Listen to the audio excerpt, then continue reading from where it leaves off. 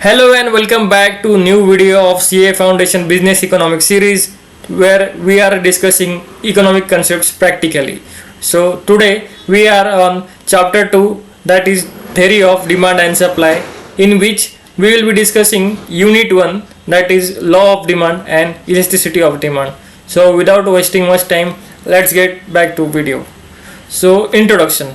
Imagine Aroma Tea Limited is considering entering the green tea market. The CEO Rajiv Agrawal discussing with the marketing head Sanjeev Bhandari about various factors such as market demand, competitors and consumer preferences. This scenario highlights the importance of understanding demand and supply. So what is demand? Meaning of demand. Demand refers to the quantity of goods or service that buyers are willing and able to purchase at different prices over a period of time. It is not just about desire but also the ability and willingness to pay. Effective demand includes first, desire. Desire means the wish to own or use a product. Example could be many people desire luxury cars because of their features and status. Second is means to purchase, means having enough money to buy the product. Example, only some people can afford luxury cars because of their high prices. And third is willingness to use those means, that is being ready to spend the money that they have on the product. Example, even if someone has enough money, they might choose not to buy the luxury car and save the money instead. So there are three factors: first, desire; second, means to purchase; and third, willingness to use. Now, what are the determinants of demand? Means what are the factors that affects or influence the demand? So here is the first one: price of the commodity. Generally, there is an inverse relationship between price and demands. Means there is reverse relationship, means if the price goes high, the demands comes down and vice versa. So example, if the price of mangoes goes down, people will buy more mangoes. Second, price of related commodities.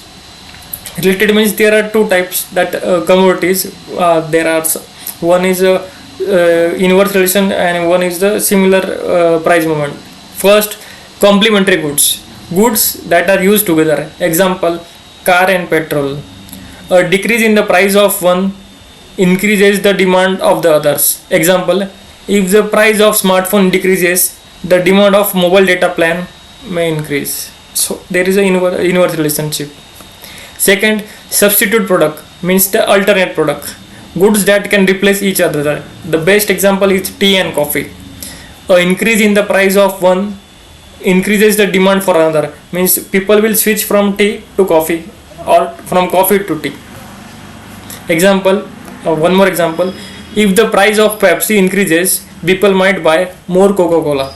So there is a, this is for the substitute goods. Third is disposable income, means higher income increases the demand of goods and service, means I have more income with me or more money with me, I will spend more, and thus the demand will increase. Example, with rising income in India, more people are buying smartphones and eating out more often. So it's a practical example. Fourth is taste and preferences, like change in consumer preference affect demand. Example, as more Indians are becoming health conscious, the demand for organic foods and fitness services is rising. Means people are becoming more cautious about their health, are concerned about their healthy habits. So there will be a rise in the organic foods, health, yoga and etc. Fifth, consumer expectations. Expectation about future prices or income influence the current demand. Example, if people expect the price of gold to rise, they may buy more gold now, so for encashing future benefit. Sixth, other factors like size and age distribution of the population, national income levels, availability of credit, means availability of funds or availability or loans or easy availability of money, government policies, social economic factors also influence demand. So all these factors also affect demand. positively or negatively. So law of demand.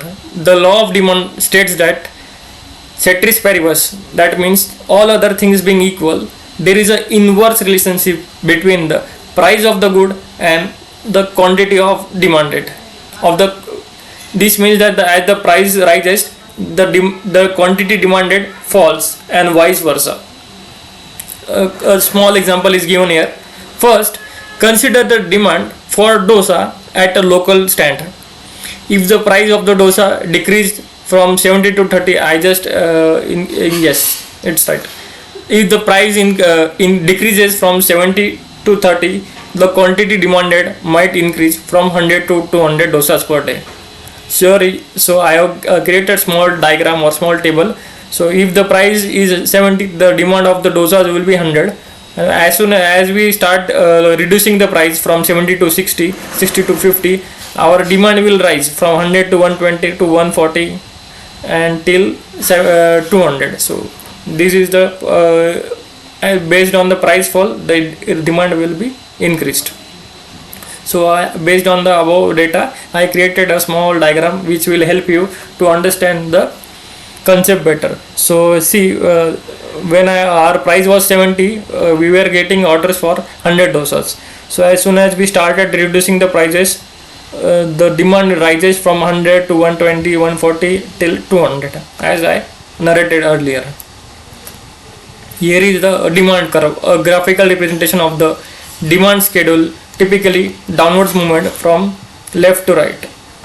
So this is a curve of demand.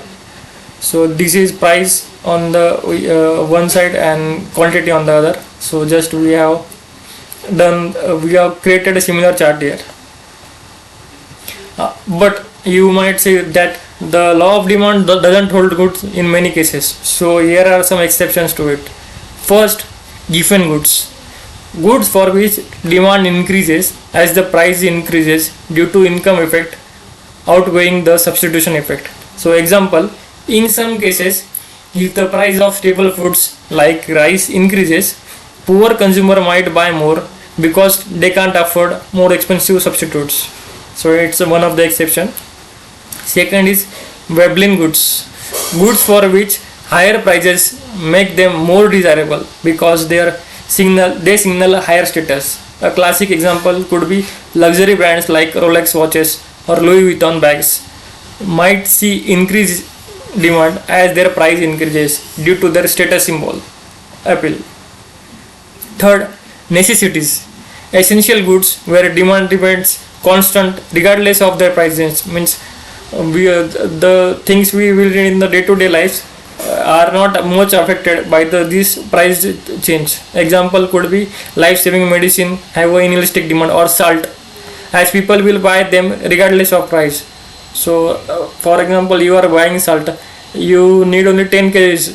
So irrespective of demand, you will not start buying more in case the price falls, or vice versa. Means the your buying capacity or the buying decision will not be affected by change in prices. Now comes one more interesting topic, elasticity of demand. So introduction. Elasticity measures the responsiveness of demand to change in price, income or other factors. So I will explain you with a practical example. So the elasticity means change in one component based on change in another. Means increase based on the percentage change in price, what is the change in demand happening, and vice versa. So when we see the example, we will understand the concept better. First, there are different types of elasticity. I may pronounce it wrong, please forgive me for that. I am also trying and learning along with you. So types of elasticity. First, price elasticity of demand. In short, we will call it PD. It measures how much the quantity demanded for a good respond to a change in price. The formula is for calculating price elasticity of demand is change in quantity demanded divided by change in price. Suppose I have given example for it. Calculation and example for it. Suppose the price of movie tickets increases from rupees 200 to rupees 250, and the quantity demanded decreases from 500 to 400 tickets.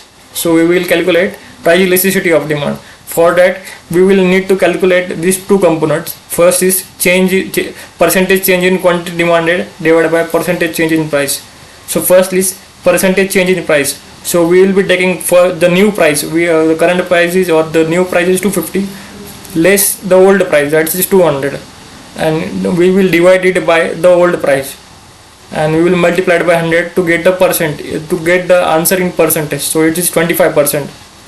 So the change in price is from old to new is 25%. Similarly, for demand, since we will consider the latest one first, and then we will try to compare it with the old one. So 400 minus 500, because we are calculating from the new to old, divided by old price, that is 500, or old quantity, multiplied by 100. So it is minus 20%. So the quantity has been reduced. So based upon the two figures, we will calculate the price elasticity of demand, which will be change in quantity, that is minus 20%, divided by change in price, that is 25%. So we get a minus 0.8. So the price elasticity of demand is minus 0.8, indicating that the demand is inelastic, means it is not positively responding to the change, it is negatively responding. This PED is rated from the scale 0 to negative and to positive, means 0 to 1, both in the positive side and the negative side.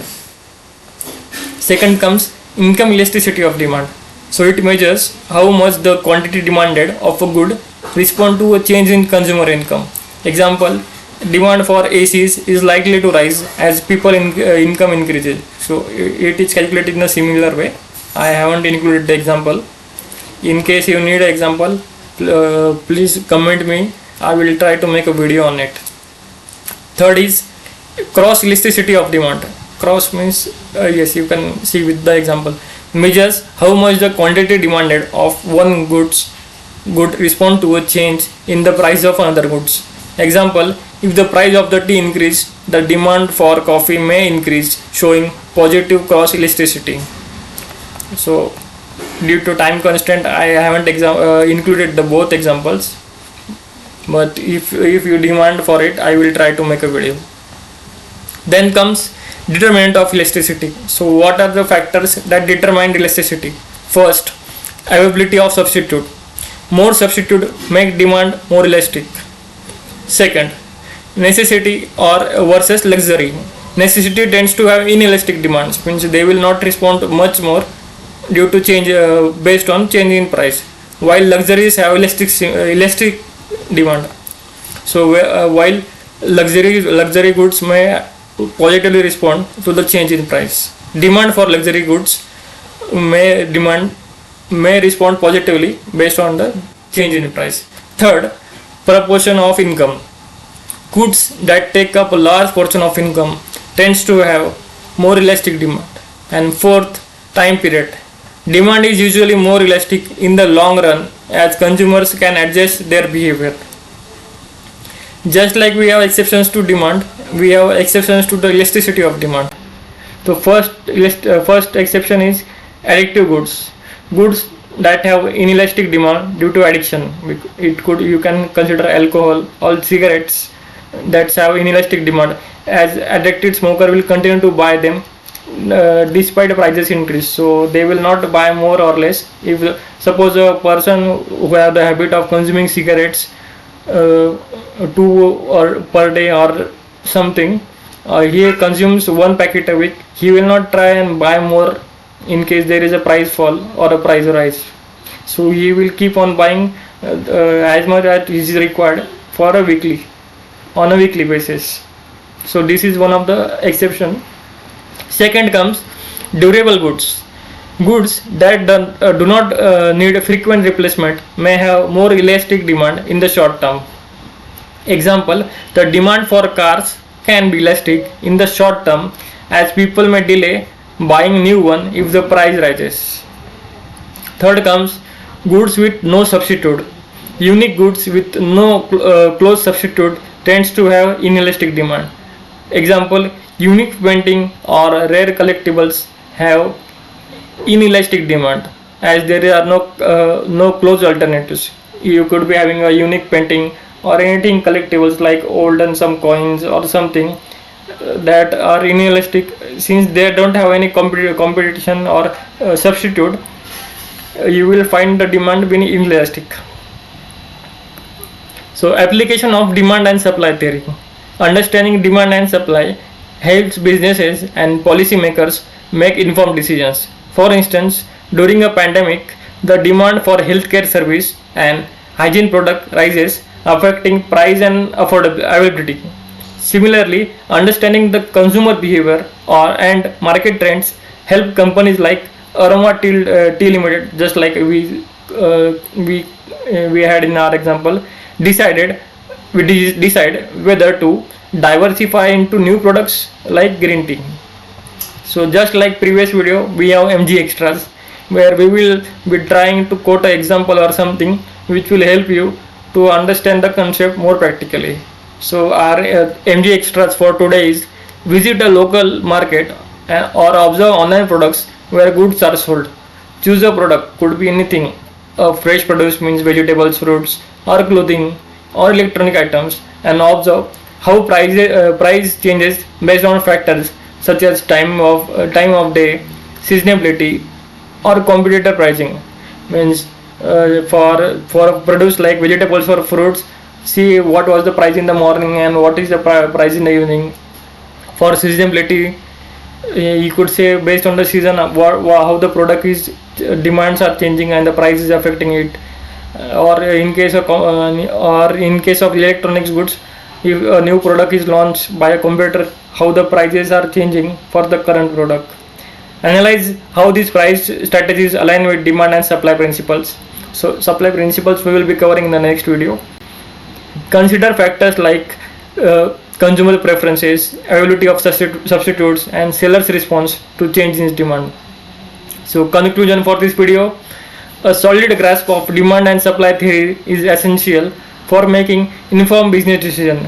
By understanding how various factors affect demand, businesses can better predict market trends and adjust their strategies accordingly.